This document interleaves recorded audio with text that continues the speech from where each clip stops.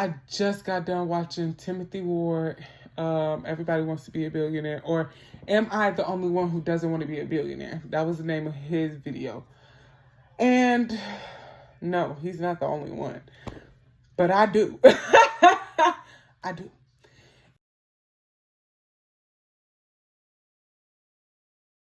One thing that he said was, you know, when you come out of college or when you start your business, you feel like if you're not making millions, then you're doing something wrong, or you're not, achieving in the way that you're supposed to. And for that's different than wanting money.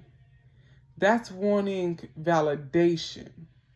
So it's easy to validate yourself when you have access of wealth. If you feel as though you went into the wrong field, you don't love your job, you don't love what you do, you're not in love with it, but you have millions of dollars in your bank account because of it, then you didn't do something wrong. Because I'm not saying going after a high-paying salary is wrong. I'm just saying it feels less wrong when you got the money in your bank account.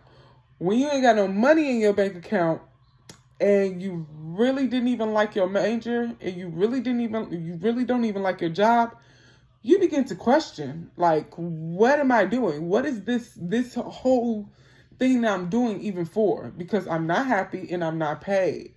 You get what I'm saying? The desire to have wealth, there's several reasons for it. One, having wealth means that you have a certain amount of stability in your life. Anything that can be handled with finances will be stable. You will never lack for house. You will never lack for food. You will never lack for transportation, because it can all be handled through your finances. However, your mental, physical, emotional health, those things cannot be solved through finances to some degree, because some of them can. And some of them, even if you want to work on them, if you don't have the right wealth, you don't have access to certain things. But we're not getting into all of that. But that does bring up another reason why people want wealth and want billions, because it unlocks so many more opportunities.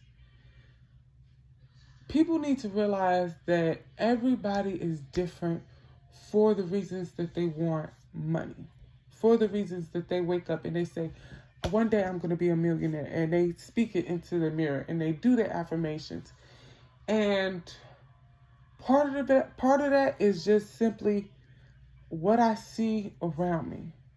If every time I get on social media, I'm seeing somebody taking a trip somewhere, I'm seeing somebody posting about how they just had another $1 million day, I'm seeing somebody else post about the amazing thing that they was able to do that cost $200,000, just was able to do it no problem. That makes you want to experience those things. So I think it's a lot of different reasons why people want to be billionaires, want to be millionaires. He also touched on the fact that most families are actually doing worse than they were in the 90s and in the 80s. Discomfort and dissatisfaction with your life will lead you to want a better life. And the thing is, when you've been uncomfortable long enough, being comfortable, it ain't enough. It ain't enough. Because see, if I'm comfortable, that means I'm too close to uncomfortable. I'm too close to it. So at this point, I don't want to be comfortable. I want to be stinking filthy rich. That way, if I do have a mishap, it won't knock me all the way back down to uncomfortable. Because, baby, let me tell you something about uncomfortable. When you get out of uncomfortable, it's hard slipping back in there, baby. It is hard. So, there's so many reasons why people want to be billionaires and millionaires. You can't make a lot of change if you don't have a lot of resources. People are always talking about banding together, doing good for each other, blah, blah, blah. But I'm going to tell y'all the truth. A lot of people are sheep. And if you don't have a strong way to herd them, usually through resources and finances, they will be herded by someone else. They will do what sheep do, and they will follow somebody. And if your voice can't be heard over the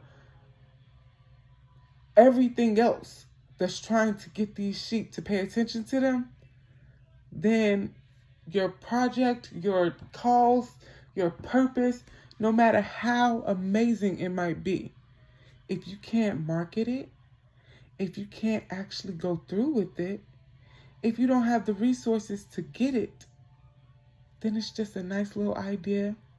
That's all. There's somebody says it. I don't know who. Maybe I'll look it up so that the next video will actually have it. But gentrify your own neighborhood. Gentrify your own neighborhood. You can't gentrify your own neighborhood if you don't have no money. I'm just going to keep it 100% with you. You cannot gentrify nothing if you don't have no money. Do you need billions and millions of dollars? Actually, yeah. You don't need billions. You can gentrify a neighborhood or two off of millions, depending on the neighborhood and depending on what you're trying to gentrify it to. If it's a C neighborhood and you're trying to change it to a B neighborhood, you could probably do that off of millions. Yeah. Because you got to think about it. You're not going to be the only investor in that neighborhood. Once you invest enough, and as long as it's, and I hate to say it, but it is the truth, as long as it's under a certain threshold when it comes to the African American community, you will be able to gentrify it, and other people, other investors will invest in it. Because they'll be like, oh, this person has already dumped in so much money and they've already put in this and put in that and it's looking better and people are acting better. And I think I'm going to put some stuff in here too because it's on the rise. That's just a chain thing. It's a chain reaction. And it's just the truth. It's statistics. But if you don't have any money, you can't do it. Or I won't say if you don't have any money. I'll say if you don't have any money or you don't have the willpower to get up a whole bunch of other people that don't have no money and put all y'all no money together.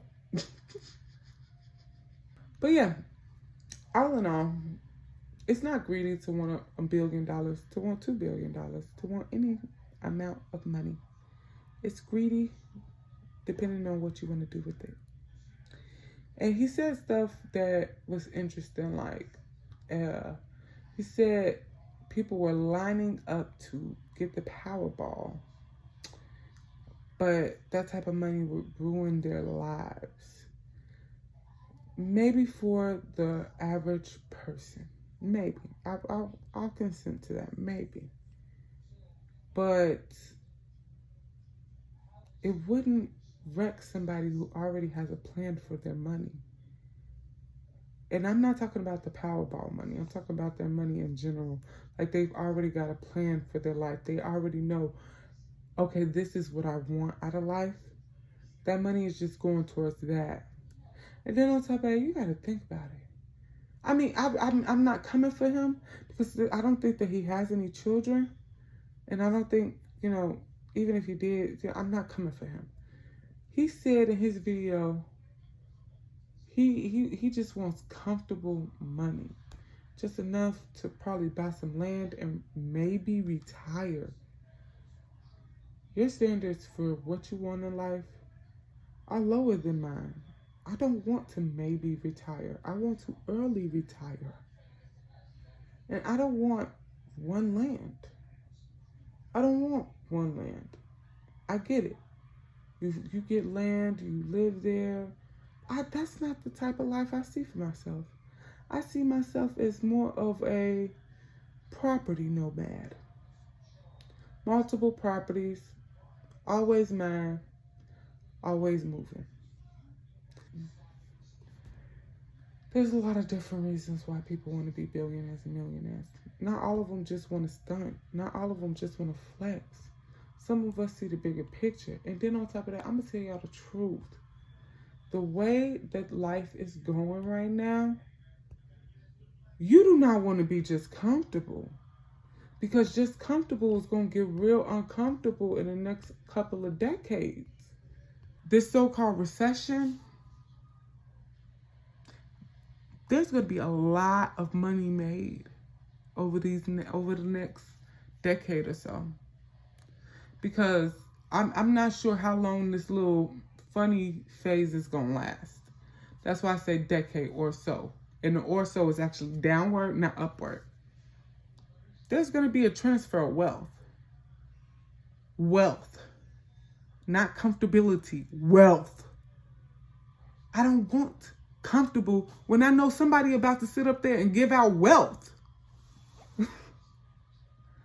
and then another reason is because everybody really underestimates retirement. They really underestimate retirement. People spend less in retirement and more. Because if you have a 9-to-5 job, you're getting a portion of what you used to make. So you're spending more because you're spending more of the money that you are making or getting because you have less of it coming in, right? Okay, cool. Boom. That's one. But two, some people actually try to do things in their retirement. They don't want to just sit around the house and maybe take a trip every once in a while. They want to live. They want to go shopping. They want to go out to the movies on a random day. They want to go out to eat. They want to go sit in the park and talk to their friends and feed birds, which I don't think you're supposed to, but they want to. And you get what I'm saying? Like, they want to be out and do stuff. Every time, this is a scientific proven fact. Every time you step outside of the house, it costs $150. Every day. Especially if you go in the house and come back out, it still costs $150. So that means that I tried to keep a straight face. Oh my goodness. Anyway, that means that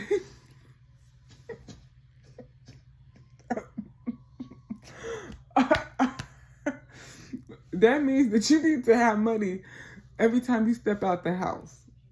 So these goals of like retiring off of the most minimum and basic amount of money is just, it's not foolish because I've seen this man.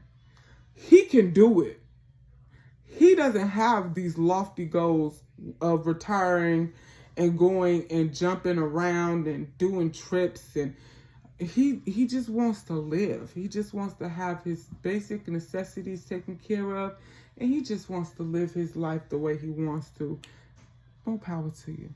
But please, I want you to have more than just $300,000 in your bank accounts.